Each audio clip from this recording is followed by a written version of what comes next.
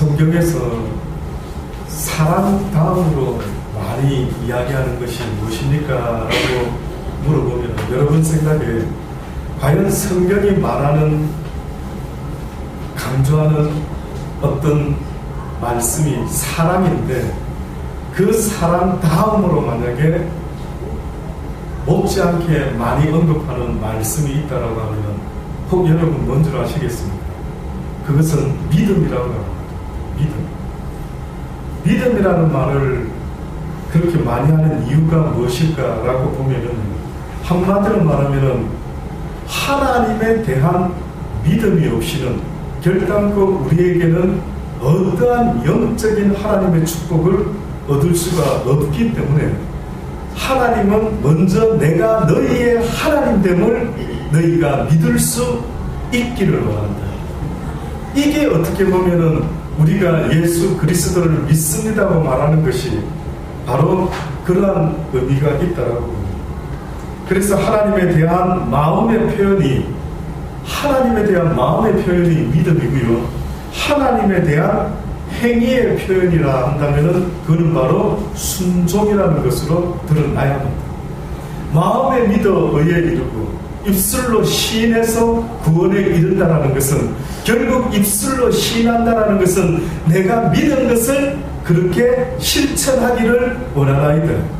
내가 순종한다라는 것은 믿고 있기 때문에 가능한 행위고 내가 순종한다라고 믿는다라고 말하면서 순종하지 못하는 것은 그것은 내가 믿지 않고 있기 때문이다라고 여러분 스스로도 정확히 나를 돌아봐야 됩니다.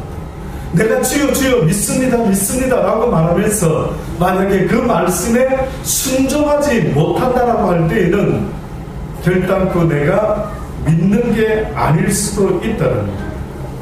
그래서 여러분 성경에 보면은 믿음의 사람 이야기를 가장 많이 써놓은 곳이 어딘 줄 아십니까? 히브리서 11장이라는 곳을 읽어보면은요 성경이 증거하는 믿음의 사람들이 계속해서 나열되어 있습니다. 한번 들어보십시오. 도대체 어떤 사람들이 여기에 언급되는 줄 아십니까? 첫째, 믿음을 먼저 정의를 하죠. 믿음은 바라는 것들의 실상이요 보지 못하는 것들의 증거니라 라고 시작합니다. 믿음이라고 하는 것은요 바라는 것들의 실상이다 라고 하는데 바라는 것들 하니까 무슨 여러분 생각할 때에 뭐 이것도 바라고 저것도 바라고 이것도 바라고 여러 가지를 바란다라고 그렇게 생각하시겠지만 바라는 것들에 라고 하는 그 복수의 의미 속에는 오히려 여러 것이 아니라 딱 하나인 것입니다. 믿음이라는 단어가 성경에서 어디를 대상하고 있는가, 무엇을 대상으로 도대체 믿음이라는 단어를 쓰게 하는가라고 봤더니만 뜻밖에도 그 믿음의 대상은 이것도 저것도 주십시오 믿습니다 그게 아니라 오직 하나님에 대한 것밖에 없습니다. 믿음은 바라는 것, 무엇을 말하는데 하나님을 바라는 것이죠. 내가 하나님을 바라는 것, 나를 지은 것. 늘 말씀드립니다만은 고아원에서 내가 만약에 태어나서 자라난다라고 할 때에 고아들에게 한번 물어보세요. 가장 지금 마음에 바라는 게 뭐가 있니? 하고 고아들한테 한번 물어보시기 바랍니다. 실감이 안 나시면 제발 직접 내일부터라도 어디 가까운 고아원에 한번 찾아가 보세요. 이 말이 맞는지 틀린지. 그래서 고아원에 가가지고 고아들한테 한번 물어보세요. 네가 마음에 바라는 것이 무엇이 있니? 하고 한번 물어보세요. 물론 아직 철이 없는 아이들은 참 모르겠지만은 조금이라도 사춘기가 접어든 아이들이 있다면 아마 대부분 말할 것입니다. 본능적으로 말할 것입니다. 뭘 말하는 줄 아십니까? 나의 부모를 보고 싶다. 왜 내 부모가 나를 버렸는지 알고 싶다. 도대체 나를 낳으신 분이 누군지, 나를 이 땅에 태어나게 한 그 사람이 누군지를 한 번쯤 보고 싶다라고 그 고아들은 말할 것 아닙니까? 그러니 저도 어느 순간에 사춘기 시절이 될 때에 가장 궁금한 게 뭔 줄 아십니까? 무엇이었는 줄 아십니까? 나를 지은 하나님이 있다는 겁니다. 제가 사실은 저희 부모님에게도 물어볼까 물어보지 말까 몇 번을 망설인 게 하나 있었습니다. 그게 뭔 줄 아십니까? 왜 날 태어나게 했습니까? 무슨 의도를 갖고 나를 태어나게 했습니까? 그런데 아마 내 부모님이 뭐라고 말할까요? 네가 엄마 때문이다. 네가 아빠 때문이다. 과연 내가 태어난 것에 대한 그 근본적인 이유를 설명해 줄 분이 부모님이어야 하는데 과연 그분이 나한테 왜 내가 태어났는지 설명해 줄 수 있을까? 설명이 안 될 것 같더라고요. 몇 번을 물어보고 싶었습니다. 그러나 곤란한 질문일 것 같아서 제가 어느 순간에 접었지. 혹시 기회 있는 분들은 한번 물어보시기 바랍니다. 한번 물어볼 수만 있다면 한번 물어봐서 어머니 왜 날 낳으셨나요? 뭐 이렇게 한번 좀 물어보시는 것도 괜찮고요. 답이 없다. 우리의 인생은 답을 내릴 수가 없지만은 그러나 우리에게 그 답을 줄 수 있는 분이 있다라는데 성경에 보니 그분이 바로 하나님이시라고 말하는 겁니다. 내 영혼을 지은 자 모든 자연의 파리와 모기와 어떤 벌레까지라도 그분의 허락 없이는 이 땅에 존재할 수 없다라는 그 진리의 말씀을 깨닫고 나니까 와 나를 지은 분이셨었구나. 내 육신뿐만 아니라 어떻게 보면 내 영혼까지도 지으신 분이 계셨구나라는 것을 안 이후로부터 줄기차게 제가 알고 싶은 것, 제가 궁금한 것은 바로 그분에 대한 것입니다. 도대체 당신은 어떤 분이시길래 왜 나를 이 땅에 지어서 이곳에 한국 사람으로 남자로 여자아이로 김씨 집안에 이씨 집안에 최씨 집안에 박씨 집안에 왜 나를 보내셨습니까? 라는 건 이게 너무 알고 싶은 겁니다. 저는 이게 알고 싶습니다. 세상에 태어나서 인간으로 살아가면서 사춘기 때 가장 17살 때 알고 싶었던 것, 그것은 왜 내가 이 땅에서 지금 살아야 되는지, 나는 전혀 이 땅에서 내가 세상을 시작하리라 라고 생각해본 기억도 안 나고 내가 이 모습으로 태어나고 싶다라고 생각해본 적도 없는데 태어나보니까 그냥 아담한 키에 쌍꺼풀 없는 눈에 그냥 한국 사람으로 이렇게 태어났더라고요.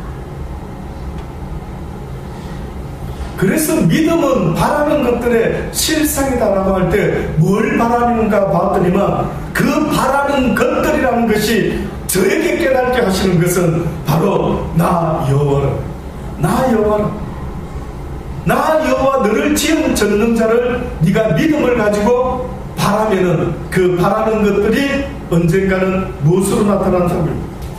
실상으로 나타납니다. 믿음은 바라는 것들의 실상이요, 또한 무엇의 증거라고요? 보지 못하는 것들의 증거들.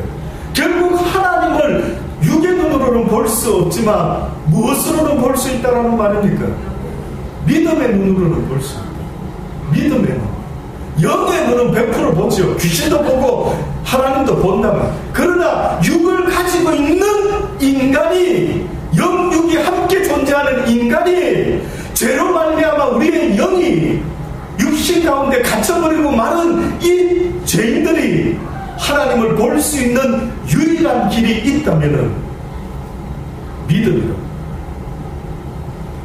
그러면은 하나님의 존재를 믿고 순종하며 살았던 자들이, 육을 가지고 이 땅에서 살았던 자들이 있다라고 히브리서 기자는 증거를 합니다. 선진들이 이로써 증거를 얻었느니라. 믿음으로 모든 세계가 하나님의 말씀으로 지어진 줄을 우리가 알아니 보이는 것은 나타난 것으로 말미암아 된 것이 아닙니다.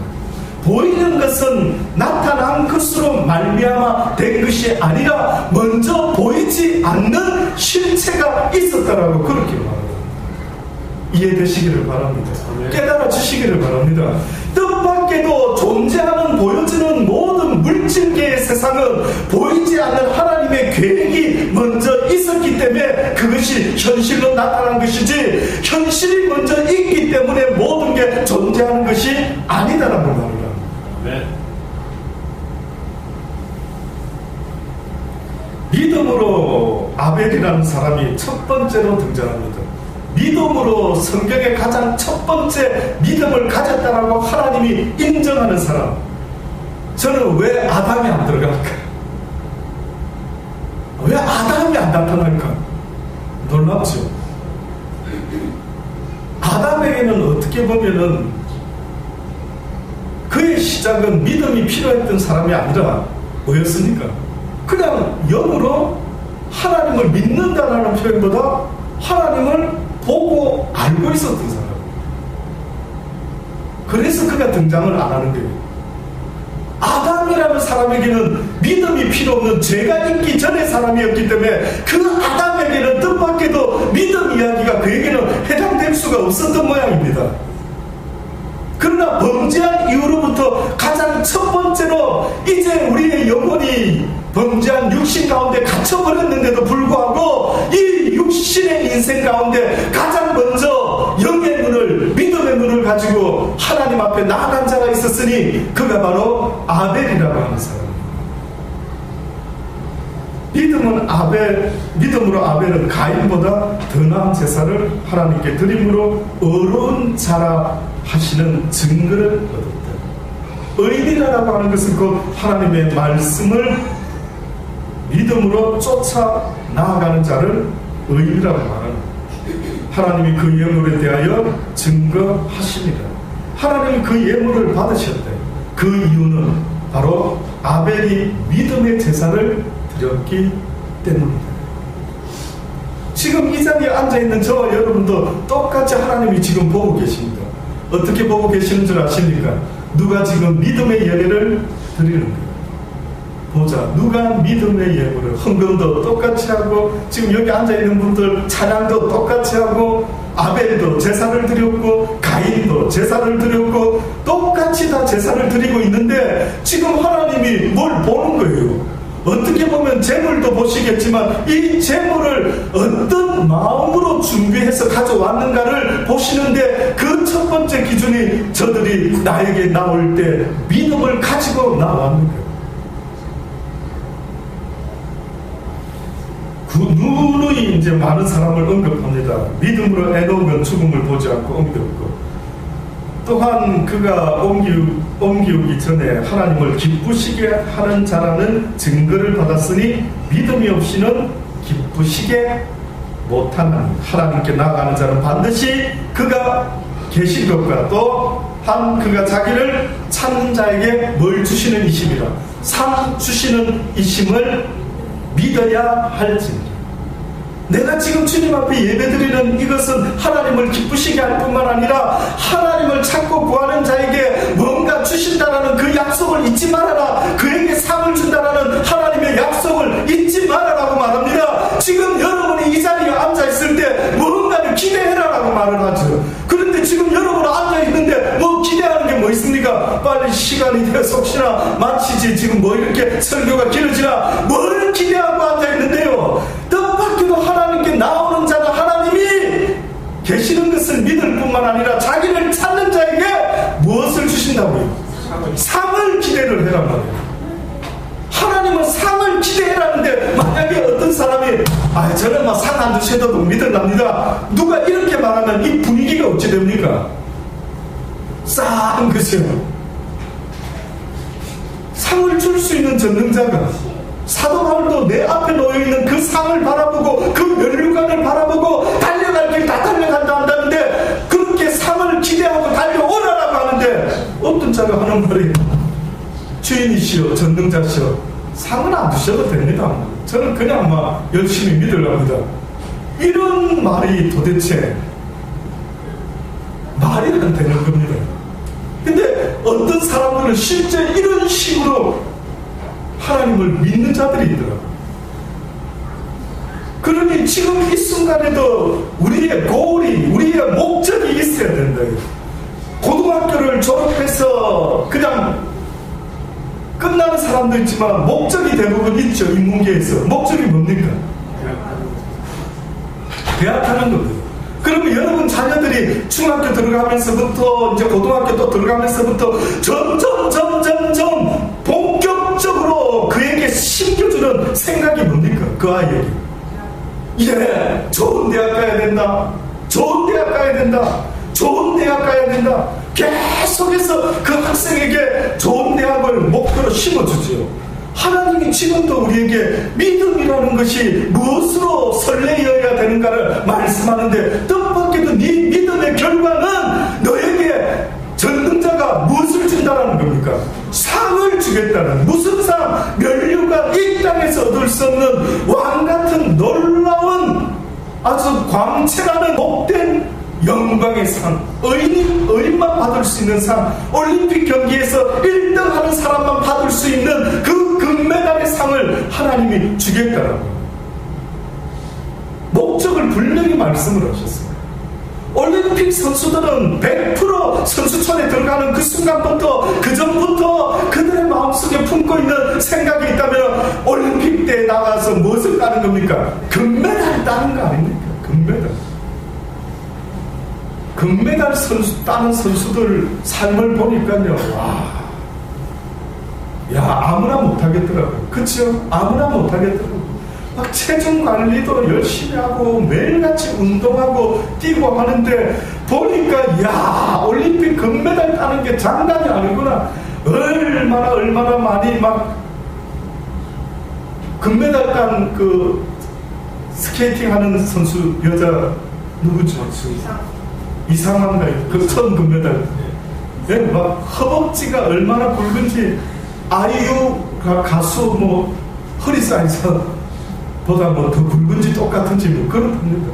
지금도 수술해야 된답니다. 근데 끝났으니 막 심줄 어디에 막 너무 운동을 심하게 해가지고요 뭐가 부르트고 어떻게 문제가 있는 모양입니다. 그런데도 그것을 이 금메달 하나를 바라보고 인내하고 참고 또 반복되는 훈련 속에서 이 모든 훈련을 어떻게 이겨냈습니까? 라고 물어보니까 뭐라고 말합니까? 오직 금메달만 생각했습니다. 내가 힘들 때 금메달만 생각했습니다. 그 순간만 머릿속에 떠올렸습니다. 인정하겠더라고요. 인정. 그런데 하나님은 우리에게도 똑같은 말씀으로 내가 너희들에게 금메달을 주겠다, 면류관을 주겠다. 그러니 너희의 삶 가운데 나에게 나오는 자, 믿음으로 나에게 예배드리는 자, 믿음으로 나에게 제사드리는 자, 모든 이들아 나를 찾는 자에게 나는 뭔가를 주기를 원하는데 뭘 주기를 원한다고요? 상을 주기를 원한다.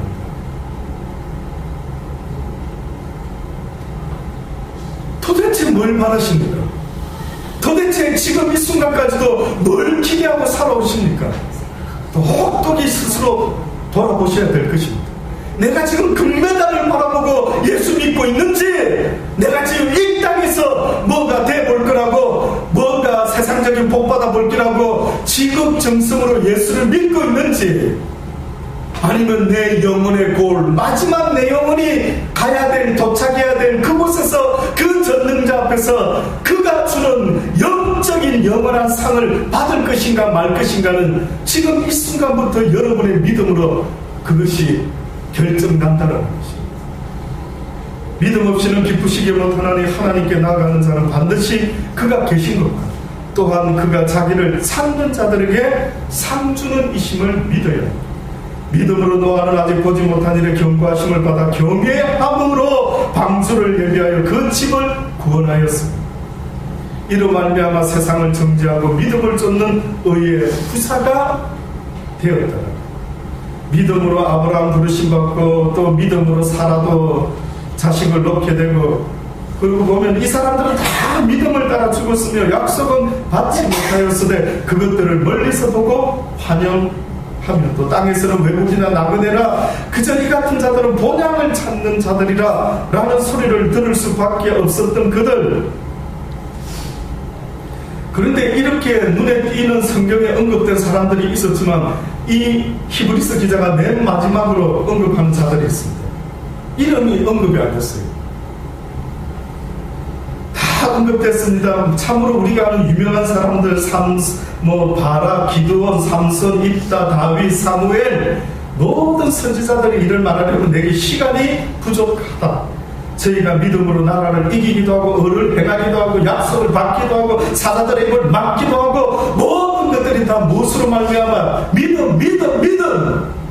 다시 말하면 하나님에 대한 믿음이 그들의 삶에 놀라운 기적을 만들어내었다라고 그렇게 말합니다. 기적을 위해서 쫓아갔던 것이 아니라 무엇을 향해 쫓아갔다고요? 하나님에 대한 믿음의 결과물을 이야기하고 있는 겁니다. 다윗이 골리앗을 죽였다라고 할 때 어떻게 죽였대? 어떻게 어떻게 그 골리앗을 그 거인을 죽였대? 라고 물어볼 때 여러분은 뭐라고 설명합니까? 무엇으로 이겼습니까?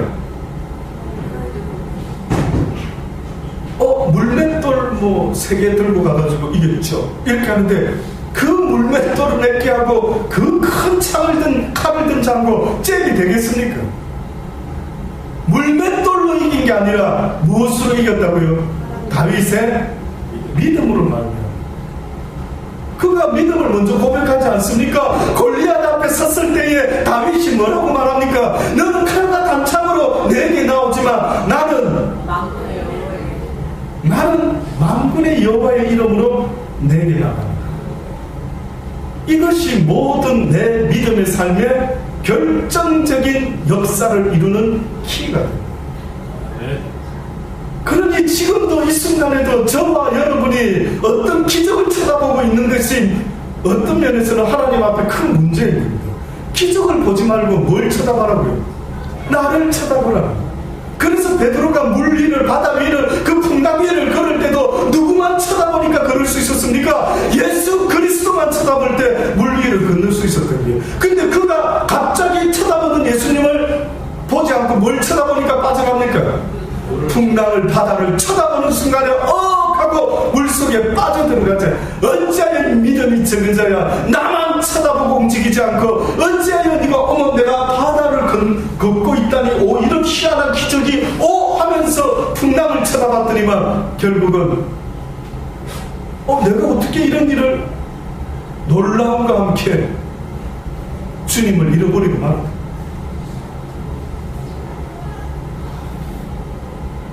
이러한 이름이 언급된 자들이 있었지만은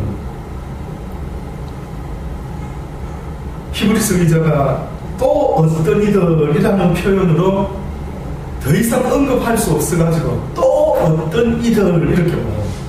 도대체 어떤 이들인가 봤더니만 희롱과 채찍질을 받고 그뿐만 아니라 결박된 자, 옥에 갇히는 시험도 받고 돌로 치는 것과 톱으로 켜는 것과 시험과 칼에 죽는 것을 당하고 양과 염소의 가죽을 입고 유리하여 궁핍과 환난과 학대를 받은 자들이 있었고 이런 사람은 세상이 감당치 못하도다. 저희가 광야와 산중과 암벌과 토굴에 유리하고 이 사람들이 다 믿음으로 말미암아 증거를 받았으나 약속은 받지 못했다. 믿음으로 말미암아 하늘에 신령한 증거를 받았지만 이 땅에서는 아무것도 얻은 것이 없다. 오히려 예수 믿는 것 때문에, 하나님 믿는 것 때문에 그들이 이 땅에서 얻은 것이 있다면 뜻밖에도 뭐였단 말입니까? 어렵고 힘들고 핍박과 고난과 투옥과 채찍질과 멸시, 조로 이런 것들이 상급으로 주어지고 뜻밖에도 왜 이 사람들은 이렇게 믿음 하나 때문에 이렇게 당해야 되느냐? 이 세상이 누구의 세상이라 말합니까? 성경은 하나님의 세상이 아니라 사단의 세상이기 때문에 사단이 가장 싫어하는 사람은 누구라고요? 예수 믿는 사람이라고 말하지 않습니까? 사단은 귀신같이 알아본다. 딱 봐가지고 저거 예수 믿으려고 하는데 저거 예수 믿는 건데 저거 하나님의 양들인데 저것들 두고 보자. 내가 예수 이가 갈린다. 예수 믿는 것들 이가 갈린다. 뜻밖에도 예수를 잘 믿고 착하게 살라는데 그 사람을 싫어하는 놈이 있었으니 그의 이름은 바로 사단이라고 하는 놈이래요. 그 놈이 그걸 싫어한답니다. 그 놈은 모든 선한 걸 싫어하는 겁니다. 그 놈은 인간의 삶이 아주 하나님 앞에 저주받을 만한 그런 인생으로 만들려고 온갖 세상의 법을 동원해서 희한한 문화를 동원해가지고 너 동성연애니 결혼이니 하여튼 희한한 법을 만들어내어가 인간을 인간답지 못하도록 하나님 앞에서 타락시키려고 아예 목숨 걸고 그 짓을 하고 있는 것들 보십시오. 그래서 세상이 주는 문화를 보면은 모두가 하나같이 어떤 문화들입니까? 하나님하고는 전혀 반대의 문화입니다. 세상의 문화가 나에게 속삭이는 것은 너부터 즐겁고 보자. 너의 쾌락을 쫓아.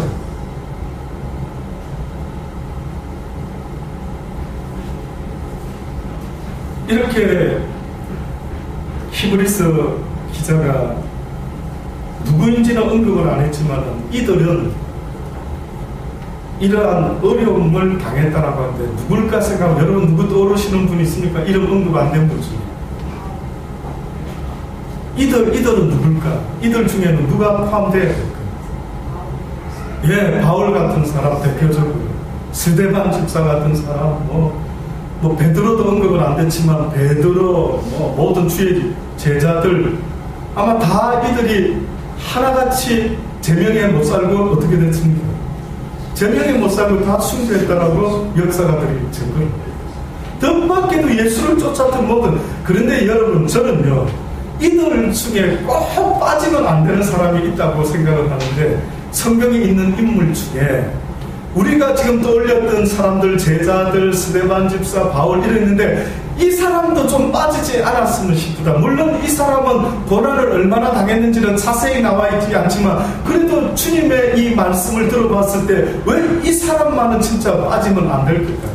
혹시 그런 사람 하나 정도 기억나는 사람이 있습니까?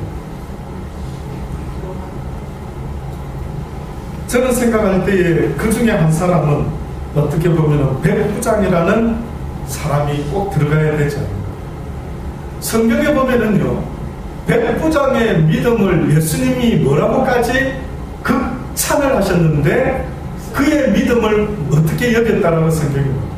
그의 믿음을 기이히 여겼다. 어느 날 무엇 때문에 그의 믿음을 예수님이 기이히 여겼다. 신기하다. 나 이런 믿음 본 적이 없다. 나를 이런 식으로 믿는 인간을 내가 본 적이 없다. 이 뜻입니다. 근데 이런 식으로 어떤 식으로 했길래 예수님이 나는 이때까지 살아오면서 유대인 가운데 바울이든 나중에 바울이 되든 베드로가 되든 누가 되든지 모르지만 어떤 대단한 겉으로 드러난 믿음의 고난도 중요하겠지만은 그러나 그걸 떠나서 정말로 이와 같은 자 있을까? 이거 1등이다 1등. 너 1등 먹어도 되겠다. 한 사람이 있었으니 그가 뜻밖에도 유대인 가운데 있은 게 아니라 이방인 가운데 백부장이라는 사람이 있었습니다. 이 놀라운 사람, 이 사람이 좀 자주 등장했으면 좋겠어요. 이 백부장이 어떤 사람인가 봤더니만 어느 날 백부장이 사랑하는 종이 자기가 병든 게 아니고 사랑하는 종이 병이 들었던 거예요. 그러다가 거의 죽게 되었는데 예수의 소문을 듣고 유대인의 장로 몇을 보내어서 그 예수님께 간구합니다. 내 종이 죽게 되었사오니 예수여 내 종을 구원하여 주옵소서. 이에 저희가 예수께 나와 간절히 구하여 간구하니 그 보냄을 받은 자들이 이 사람에게 가는 것이 예수여 합당하겠나이다. 저가 우리 민족을 사랑하고 또한 우리를 위하여 회당까지 지었나이다 라고 하면서 예수님, 다른 사람은 몰라도 바쁘셔도 꼭 만나봐야 될 사람은 바로 그 백부장을 꼭 만나보시고 그의 간절히 원하는 바 그의 종을 살려주옵소서. 그렇게 이야기합니다. 그때에 아마 거리가 그렇게 멀리 있지는 않았던 모양입니다. 그래서 예수님께서 그럼 한번 가보지라는 마음을 먹으신 것 같은데 그때에 백부장이 벗들을, 성경에 보니까 백부장이 벗들을 보내요. 뭐라고 예수님께 메시지를 전합니다. 근데 그 메시지 내용이 뭐였느냐면 주여 수고하시지 마옵소서. 내 집에 들어오심을 나는 감당치 못하겠나이다. 또한 내가 주께 나아가는 것도 감당치 못할 줄을 알았나이다. 말씀만 하사 내 하인을 낫게 하소서. 네. 와, 내가 지금 직접 가서 말씀드려야 되는데 내가 지금 번들을 좀 보내가지고 예수님 앞에 이런 메시지를 전하고 있는 이런 좀 불충한 내 모습도 용서해 주소서. 내가 직접 주님 뵙고 말씀드려야 되는데 못하는 이유는 뭐라고요? 내가 감당할 수가 없대. 나 같은 죄인이 거룩하신 하나님의 아들을 직접 가까이 가서 뵙는다는 이 자체가 나는 도무지 내 마음이 아마 쓰러지지 않을까. 그 주님 앞에서 기절하지 않을까. 너무나 두렵고 놀랍다. 어떻게 하면 이런 마음을 가질까?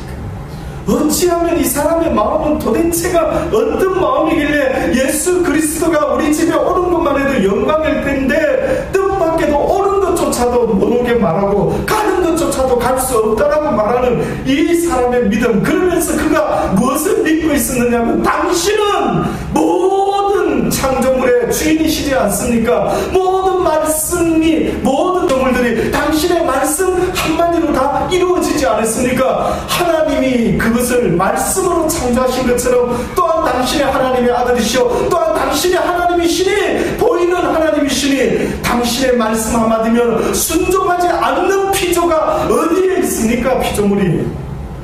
와, 이런 엄청난 지식이 아니라 이 하나님에 대한 모든 것들을 마음에 믿어 의심치 아니하고 말씀만 하여 주옵소서, 그리하면 내 하인이 낫겠노라. 도대체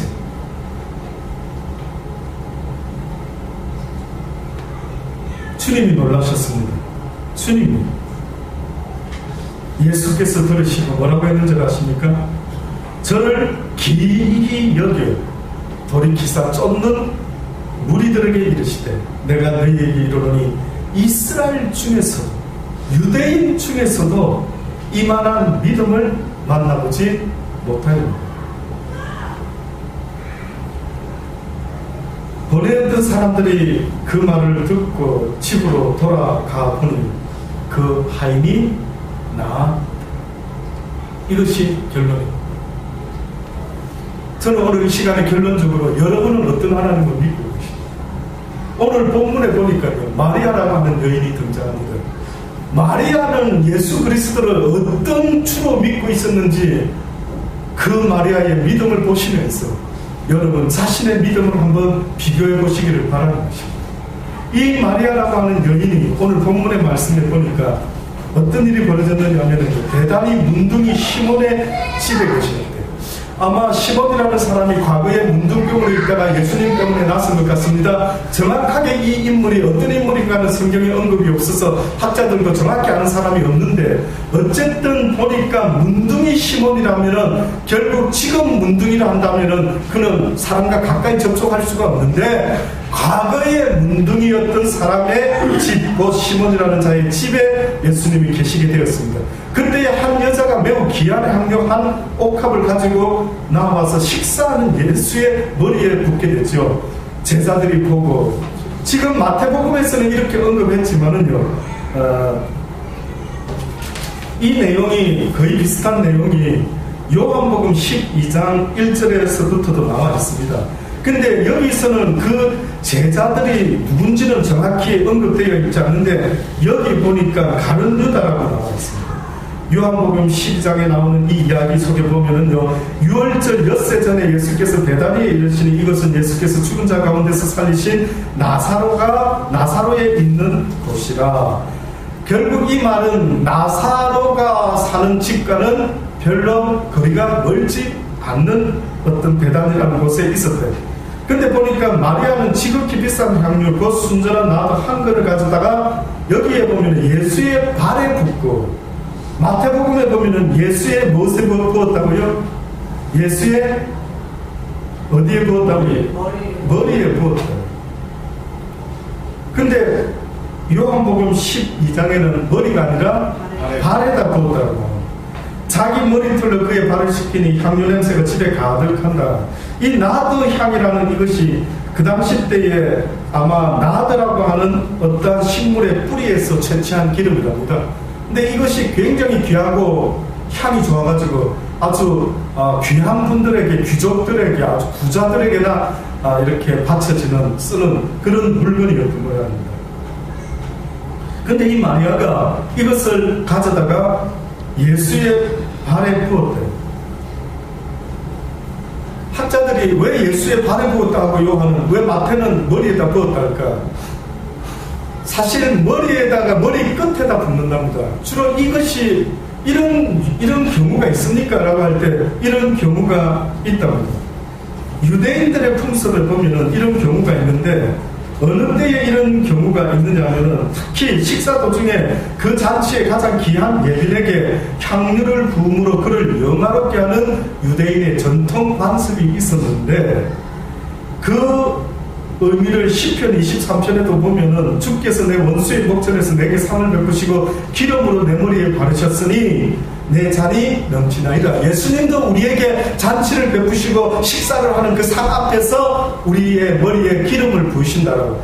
그러니까 마태가 봤을 때는 머리 끝에다가 기름을 붓는 모양이에요. 주로 막 머리에다가 우리 생각할 때 혹시 이때까지 이 말씀을 읽을 때 어머나 밥 식사하고 있는데 누가 방정맞게 머리 위에다가 기름을 쏟아부어가 어머나 툭툭툭툭툭 떨어지면서 밥을 드시다가 이런 희한한 꼴을 어떻게 이런 여자가 있을 수 있나 뭐 이렇게 좀 경우 없게 보죠. 근데 그렇게 식사하는데 머리에다가 막 들어부어가지고 뚝뚝 떨어지게 하는 그 상황이 아니었던 모양이다. 주로 그 사람의 머리 끝자락에 향유를 좀 부어가지고 하다 보면은 그것이 흘러가지고 몸 뒤쪽으로 쭉 해가지고 발을 타고 내려와서 발에까지 기름이 흘러내린답니다.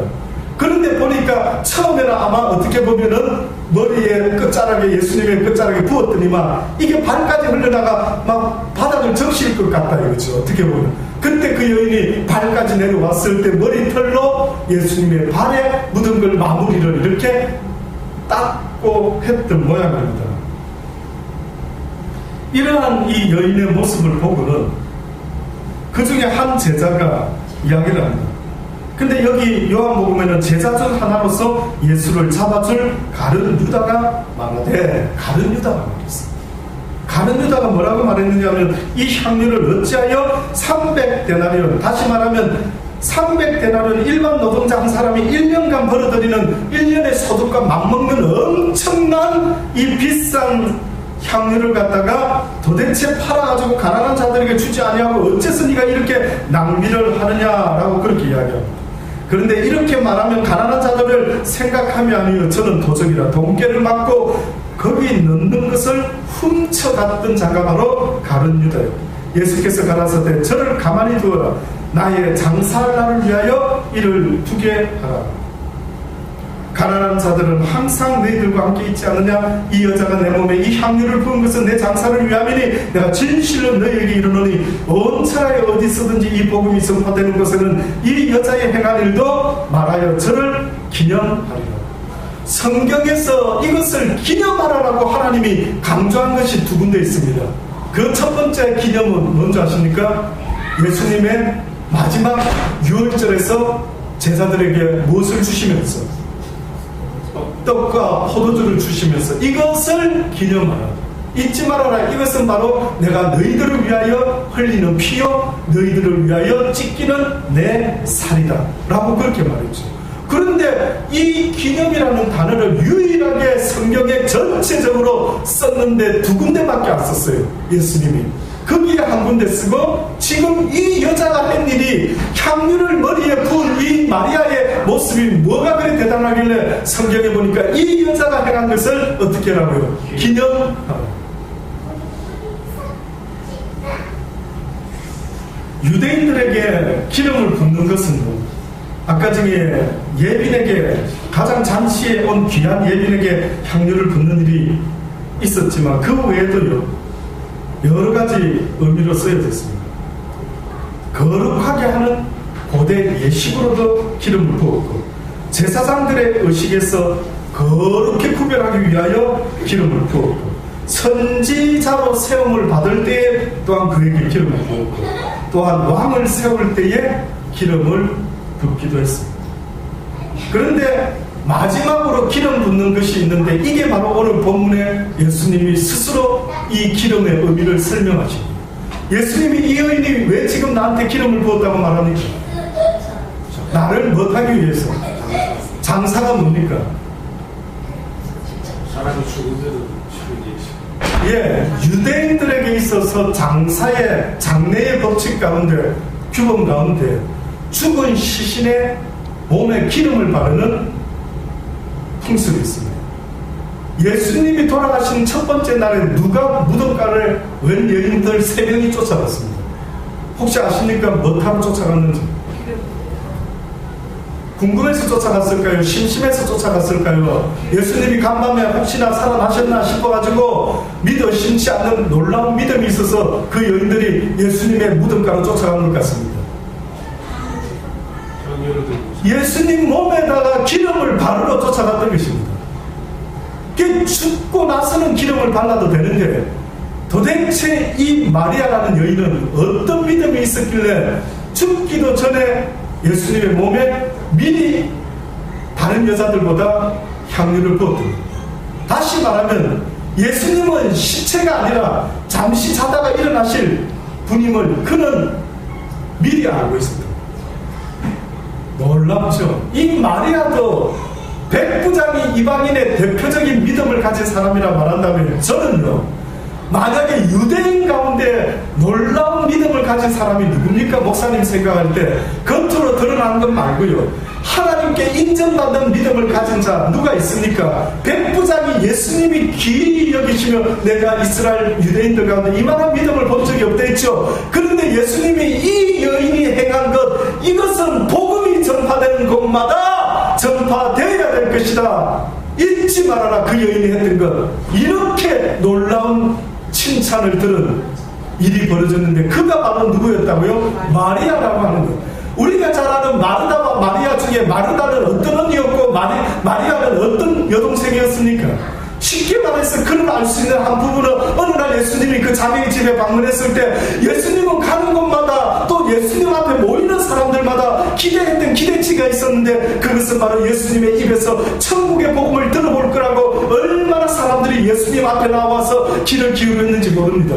그래서 예수님은 입만 뻥끗하면 하나님의 이야기를 하셨죠. 복음을 말하셨죠. 천국을 말하셨죠. 그때에 마리아라고 하는 이 여인이 예수님의 발 앞에서 날마다 주의 말씀을 다윗과 같이 사모하는 마음으로 나에게 그 생명의 말씀을 들려주소서 하고 귀 기울여 들었는데, 어느 날 마르다가 예수님을 모시어서 이제는 식사 준비를 하는데 얼마나 분주한지, 마음이 얼마나 분주한지, 얼른 간단하게 하고 와서 말씀을 들은 것이 더 복되고 예수님이 기뻐하는 건 줄을 모르고, 예수님이 기뻐하는 것은 제발 내 말을 좀 듣는 그 마음을 좀 가져달라는, 네가 나를 위해서 무슨 교회를 짓고 뭘 하고 대단한 일하는 것도 중요하겠지만은, 그러나 네가 나를 위해서 할 수 있는 것은 내 앞에 나와서 나의 말에 귀를 좀 기울이고 들어다오라는 겁니다. 뜻밖에도 그것도 못하겠느냐. 제발 좀 내 말을 읽어다오, 내 말을 들어다오, 그 가운데 깨달은 것을 지켜 행하려고 애쓰는 자가 좀 되어다오. 그 마리아라는 여인은 그의 특징은 예수님만 만났다면 아무것도 안 해버려요. 다 만사 접어두고 예수님 방 앞에 딱 앉아가지고 붙어 앉아가 무슨 말씀하는가 귀를 기울입니다. 와, 그 열정, 그 마음 쓰는 거 하나님 보셨죠. 그래서 하나님 뭐라고 이야기합니까? 예수님이 언니 마르다가 뜻밖에도 자기 혼자 분주한 것도 모자라가 그 다음에 또 누구까지 가세를 시키려고 합니까? 자기 여동생. 그것도 누구한테 말해가지고, 예수님 저 기집애 좀 보세요. 일은 안 하고 딱 자기 혼자 앉아서 띵까띵까 그냥 말씀만 듣고 앉아있는데, 저 쟤 좀 야단치 주세요. 빨리 나 좀 도와서 점심 식사 준비할 수 있도록 좀 해주세요. 근데 예수님이 뭐라고 표현을 했는지 아십니까? 그냥 내버려 둬라. 그는 이 좋은 편을 택하였다. 이렇게.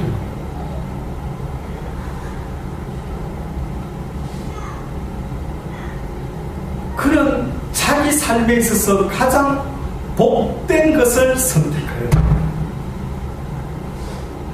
이것을 빼앗기지 아니하리라. 이게 지금 무슨 말씀하는지 느껴지십니까? 예수님 말씀에 귀 좀 기울이는 게 무슨 대단한 고우를 차지하고 대단한 권세를 가진 자무냐, 이것을 빼앗기지 아니하리라. 그는 이 좋은 것을 선택하였으니 결단코 이것을 누군가에게 이 자리를 빼앗기지, 뭐 때문에 이렇게까지 말씀하느냐. 이게 뭐 그렇게 대단하다고. 예, 이렇게 했던 그 여인이 예수님의 12제자도 내가 십자가에 달려 죽어야만이 구원을 이룬다 그 메시아가 바로 이러한 목적을 띠고 이 땅에 온 것, 이것이 바로 나 예수가 해야 될 일이라 누누이 내가 죽어야 된다라고 말했는데, 예수님을 따랐던 수제자 베드로조차도 안 됩니다, 그러지 마세요, 누가 예수님을 십자가에 답니까? 허락할 수 없습니다. 이랬을 때 예수님이 오히려 이 사단아 뒤로 물러가라, 너는 나를 넘어지게 하는 자식이야. 네가 어디서 하나님의 일을 생각지 못하고 인간의 일을 생각했느냐? 아직도 네가 믿음이 뭔지 모르는구나. 아직도 네가 나를 모르는구나. 내가 뭐 때문에 이 땅에 왔는지 아직도 모르느냐? 메시아라는 의미가 뭔지를 아직도 모르겠느냐? 너는 나를 누구라 하느냐? 바로 그 직전에는 주는 그리스도시여 살아계신 하나님의 아들이십니다라고 바요나 시므나 복되도다 이를 알게 하시 하나님이 너에게 알게 하셨으니 참으로 네가 복된 고백을 하게 되었구나. 이제는 잊지 말아라. 그것을 붙잡고 살아라 했는데 금방 또 잊어먹었어요. 금방 또 잊어먹었어요. 그런데 잊어먹지 않은 여인이 있었으니 그가 누구라고요? 마리아였어요. 마리아는 예수님이 우리를 위하여 십자가에 달려 죽으셔야만 한다라는 이 메시아십의 목적을 알고 있었던 유일한 여인이었다고 저는 감히 말씀드릴 수 있습니다. 그렇기 때문에 이 여인이 행한 것이 놀라운 것입니다. 아무리 예수님은 자기가 죽었다 살아나야 된다는 것을 말을 했는데 이 마리아는 죽었다 살아나실 예수님을 알고 있었기 때문에 죽은 이후에 그 다음날 쫓아가서 기름을 발라야지 생각한 게 아니라 죽으면 살아나실 것 때문에 이 일이 필요가 없기 때문에 살아있을 때 그에게 기름을 부어야 되겠다라고 결정한 여인. 주여 당신이 우리를 위하여 십자가에 달리실 텐데 미리 당신에게 기름을 붓나이다. 이러한 마리아의 믿음이 참으로 부럽습니다. 어찌하여 그 여인은 이 놀라운 진리를, 다시 말하면 예수님이 나를 위하여 십자가에 달려 죽으시는 이 십자가의 길을 깨달았던 그 여인, 그 또한 자신의 삶에 자기의 십자가를 지고 기꺼이 자기도 기름 부음 받아요, 장사 진행 받아요, 이미 죽은 자의 모습으로 산재물이 되어 하나님께 살아가지 않았을까 라는 믿어 심지 않은 확신이 있습니다. 저는 여기 있는 여러분들이 이 진리의 말씀을 들었으니 이것을 값없이 또 잊어먹는 사람들이 되지 마시기를 바라고, 이 마리아의 믿음을 흠모하시면서 나도 이 여인과 같이 날마다 주의 말씀을 귀 기울이고 깨달았어. 주께서 우리에게 원하는 그 뜻이 뭔지, 내가 왜 지금 이 고난을 당해야 되는지, 내가 무엇을 바라보고 믿음으로 살아가는 것인지 확연히 깨닫고 향방 없는 자처럼 살지 마시고 의문에 사로잡혀 살지 마시고 누군가 네가 무엇 때문에 살아가니, 너 인생의 목표가 뭐니? 라고 물어보는 자들에게 내 삶의 목적이 오직 예수 그리스도임을 당당하게 그들에게 증거하며 살아갈 수 있는, 달려갈 길 다 달려가고 마지막에 금메달의 면류관을 받을 수 있는 저와 여러분의 인생이 되기를 주의 이름으로 축복합니다. 아멘. 기도하시겠습니다. 좋으신 하나님 아버지 감사합니다. 마리아와 같은 믿음을 저희도 가지게 하여 주옵소서. 어찌하여 그 여인은 그 사실을 알고 주님의 머리에 미리 기름을 발라 주의 장사를 예비하게 하였으니 그 믿음이 참으로 부럽습니다. 우리에게도 주의 뜻을 깨닫게 하시고 또한 우리가 이 땅에 왜 왔는지 그 뜻도 또한 깨달을 수 있도록 오늘도 들어 주옵소서. 예수님의 이름으로 감사하고 기도드리옵나이다. 아멘.